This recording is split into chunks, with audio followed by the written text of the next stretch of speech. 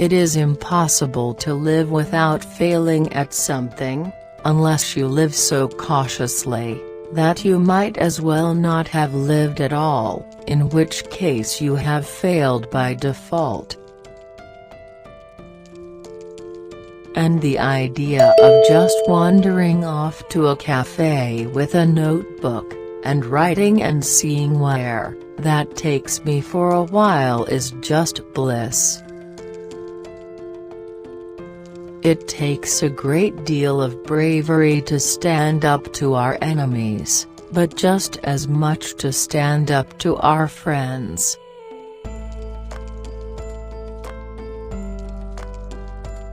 Poverty entails fear and stress and sometimes depression. It meets 1,000 petty humiliations and hardships. Climbing out of poverty by your own efforts, that is something on which to pride yourself, but poverty itself is romanticized by fools.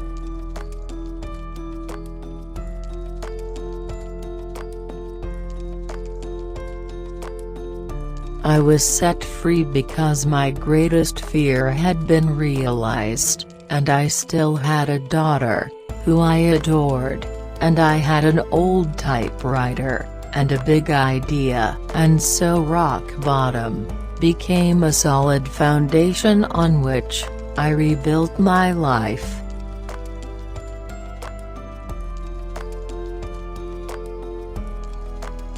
Why do I talk about the benefits of failure? Simply because failure meant a stripping away of the inessential. I stopped pretending to myself that I was anything other than what I was, and began to direct all my energy into finishing the only work that mattered to me.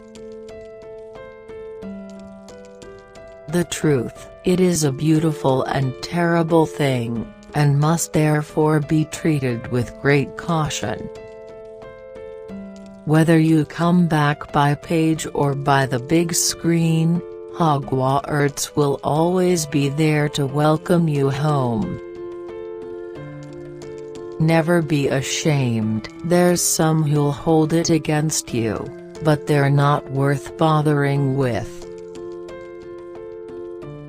The most important thing is to read as much as you can, like I did. It will give you an understanding of what makes good writing, and it will enlarge your vocabulary.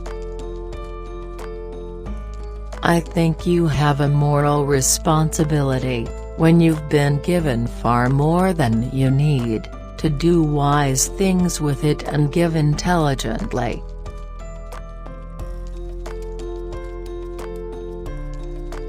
I just hate meetings. Though it's true that once you've made a lot of money, people around you might be full of ideas about ways to make lots more money, and might be disappointed that you don't want to seize every opportunity to do so.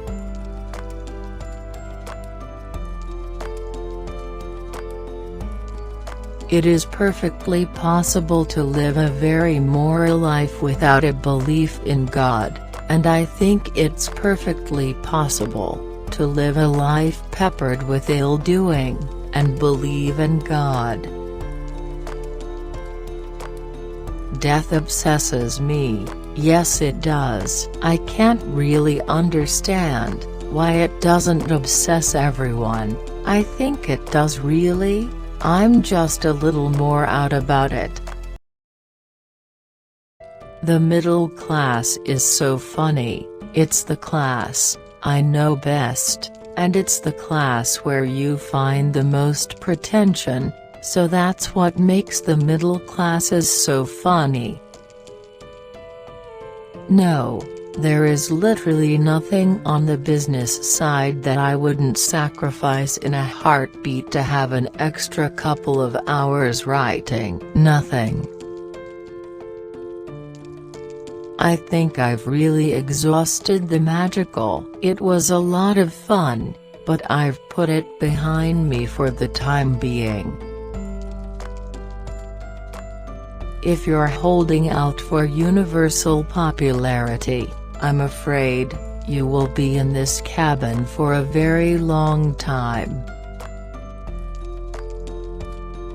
His priority did not seem to be to teach them what he knew, but rather to impress upon them that nothing, not even knowledge, was foolproof.